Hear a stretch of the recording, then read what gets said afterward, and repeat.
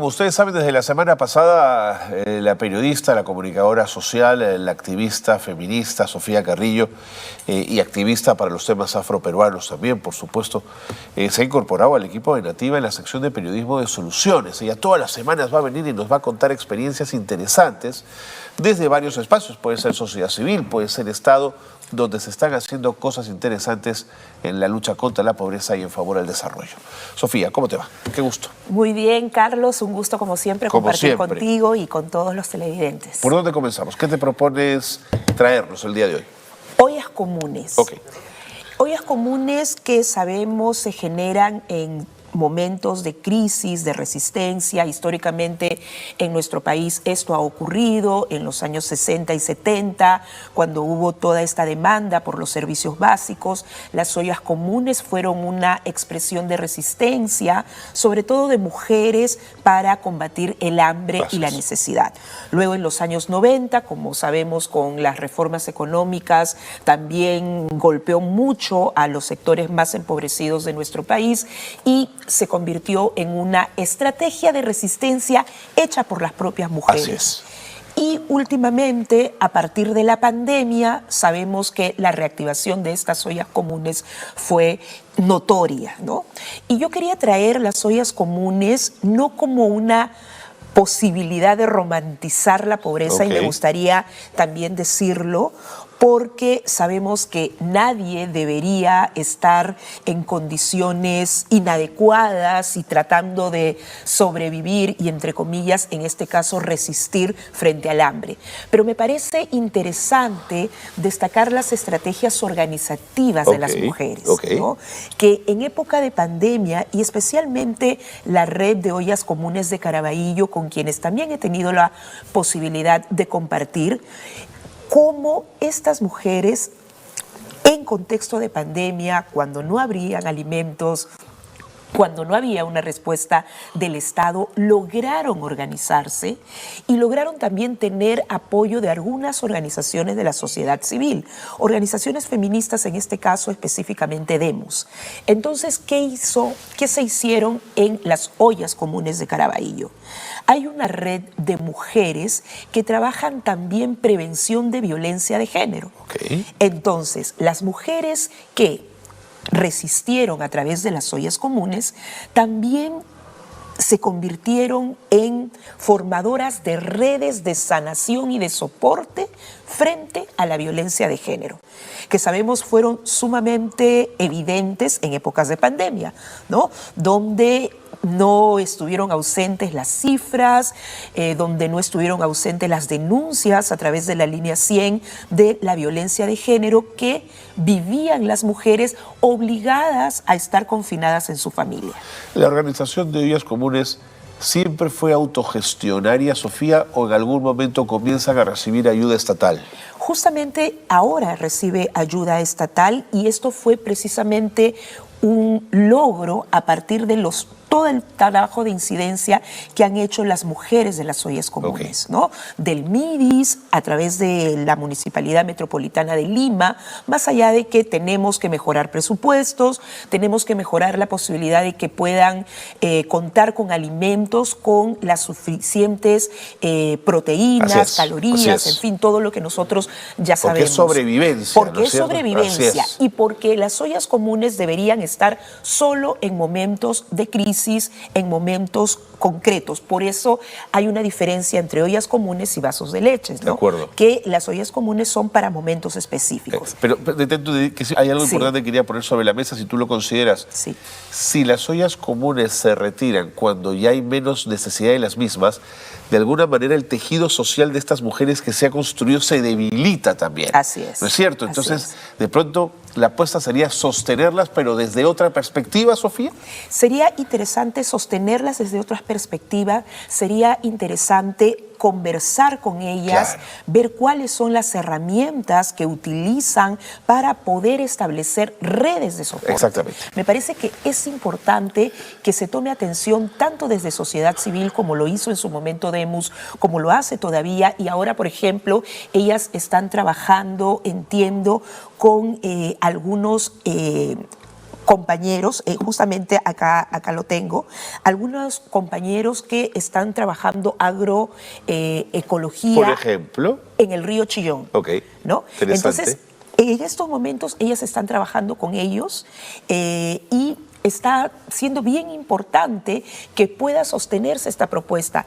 Están en una escuela feminista donde siguen teniendo información sobre prevención de violencia, atención de violencia de género y a su vez empiezan a hacer festivales en la comunidad, hay artivismo junto con otras compañeras feministas. Artivismo, el arte y el activismo feminista en las calles de Caraballo. Buenísimo. Y eso fue lo que se hizo también durante la pandemia, ya en el momento en que se pudo salir, ¿no? Ahora, si Demus, con las mujeres que trabajan en las ollas comunes, han incorporado el tema del enfoque de igualdad de género y la necesidad de combatir la violencia de género, ¿es porque han detectado que debe haber altísimos niveles de violencia contra las mujeres, Sofía? Altísimos niveles de violencia contra las mujeres en Caraballo. Justamente yo he tenido la oportunidad de conversar con ellas y había todavía problemas, sobre todo cuando iban a hacer la denuncia, ¿no? Tú sabes que es lo de siempre y ellas han estado insistiendo, han tenido reuniones incluso con el alcalde de Caraballo expresándole la situación que se vivía. En ese momento se pudo trabajar. Volanteaban también con las tiendas, con los mensajes, dejando los mensajes para que las mujeres supieran que había información y esto lo hicieron ellas como mujeres autogestionadas y también, bueno, hubo una organización, en este caso Demus, que enmarca esta iniciativa en un proyecto más grande que fue una campaña Vivir sin Miedo. Es una campaña que estuvo en Lima y estuvo también en Cusco con la asociación Calpa. Entonces, a mí me parece necesario que nosotras y nosotros primero reconozcamos esta capacidad, ¿no?, de autogestión, de organización y de cómo en contextos tan difíciles, para muchas personas que afrontan contextos tan difíciles, el obstáculo, como decía la gran Victoria Santa Cruz, se convierte en una motivación para seguir. Pero, y vuelvo a decir, no estamos romantizando, no estamos diciendo que esta deba ser la situación regular. Correcto. ¿Tienes el perfil de las mujeres que trabajan en ollas comunes? ¿Son casadas, son solteras, son de mediana edad? ¿Cómo son estas mujeres, Sofía? La mayoría son casadas, la mayoría son mujeres de 30, 40, 50. Hay algunos hombres que trabajan y sobre todo ayudan en cargar los alimentos, en estar y participan también. Es interesante esto, pero las mujeres son las que sostienen. ¿Son madres por lo general? Son madres por lo general o cuidadoras de ancianos, ¿no?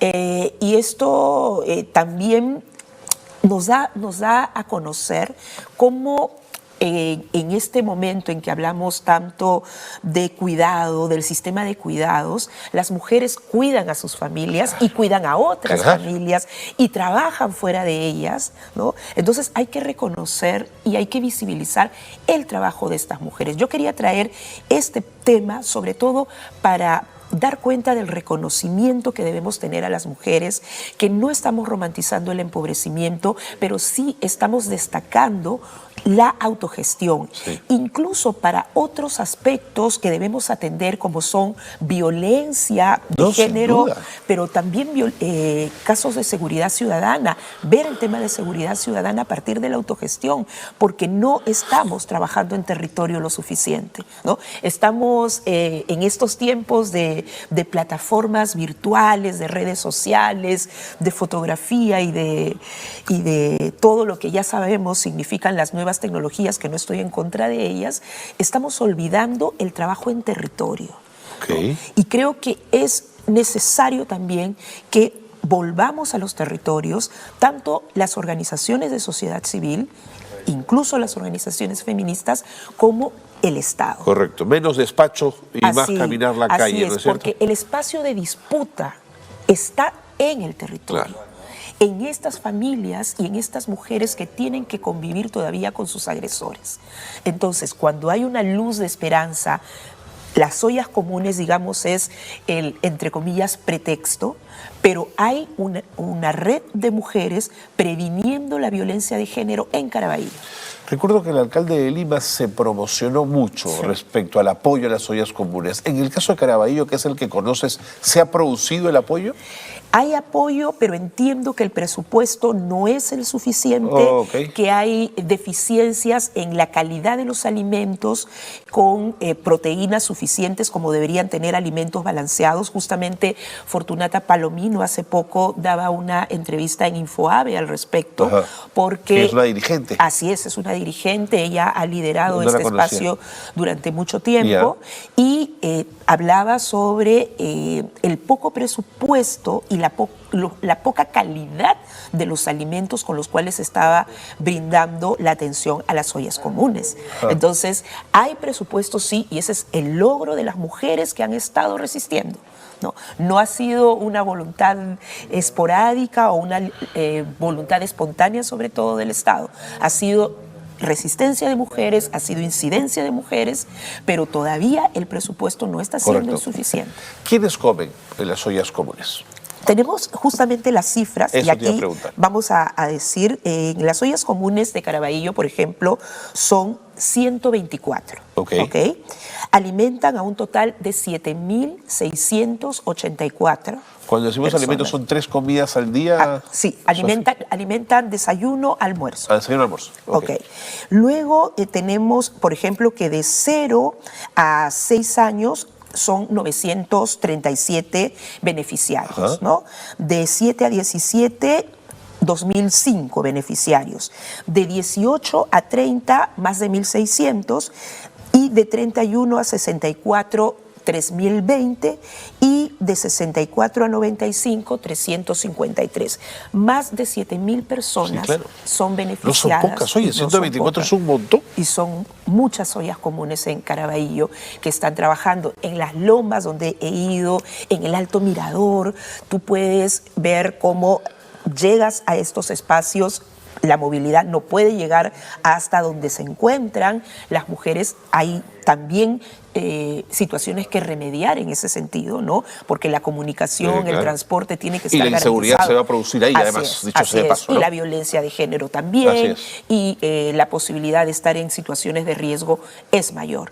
Entonces, esto es importante también señalarlo, pero me parece necesario destacar a estas 124 ollas comunes de Caraballo y a estas más de 7.000 personas que están siendo alimentadas. Y el Estado tiene que verlas y el Estado tiene que garantizar que los alimentos sean de calidad y que haya una buena alimentación regular, segura, y la inseguridad alimentaria, sobre todo, que es tan fuerte en nuestro país, tiene que ser superada. Si una olla común que nace con el esfuerzo de la sobrevivencia alimentaria, ¿no es cierto?, gracias a Demus, además termina impactando en violencia de género, gracias a la participación de organizaciones de sociedad civil en diversos niveles de empoderamiento, escuela feminista, las cosas que nos has contado, Sofía, ¿tienes la sensación que podría transitar una olla común hacia otra cosa? ¿Podría convertirse en un club, en una asociación que ofrezca otros servicios, digamos, que trascienda la sobrevivencia, Sofía? ¿Le ves sentido a esto? Yo le veo sentido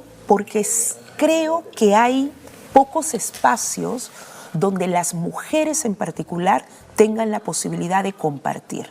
Y estoy hablando de mujeres de mediana edad, de más de 40, 50, 60, que seguramente no han tenido las oportunidades que pueden tener las mujeres ahora. Habría que ver qué nivel de estudios tienen también, ¿no? Entonces hay muchas mujeres que trabajan en la informalidad, que durante la pandemia tuvieron que dejar ese trabajo por obvias razones, pero que a partir de incluso estas nuevas experiencias se dan cuenta y reconocen otras oportunidades y otra manera de existir. Entonces, eso me parece sumamente importante. Hay esos aprendizajes. Claro, ahí, ¿no? porque el empoderamiento no viene de no te voy a dar una charla de 2 horas, así es, eso no funciona. Así es, funciona. y ya está. No, yo la verdad, soy muy crítica cuando se empiezan a decir, voy a empoderar. Yo no creo que soy capaz de empoderar a nadie automáticamente. O sea, que el día a día y con el ejemplo, trabajando. Es trabajando, claro. es reconociendo que no todas las mujeres tienen las mismas posibilidades y las seguro, mismas realidades, seguro. pero que si hay referentes en la comunidad,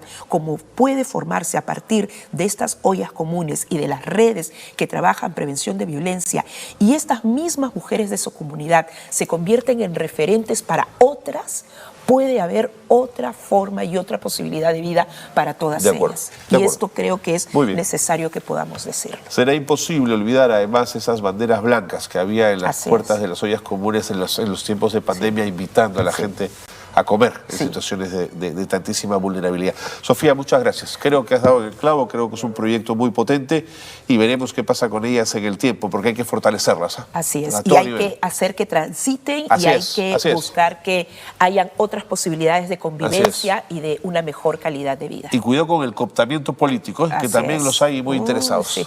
Gracias, Sofía, como siempre. Nos vemos la próxima semana. Sofía Carrillo, ya la han visto ustedes, una estupenda comunicadora social, activista de los temas afroperuanos, feminista, por supuesto. Ha estado con nosotros en nuestra secuencia de periodismo de soluciones.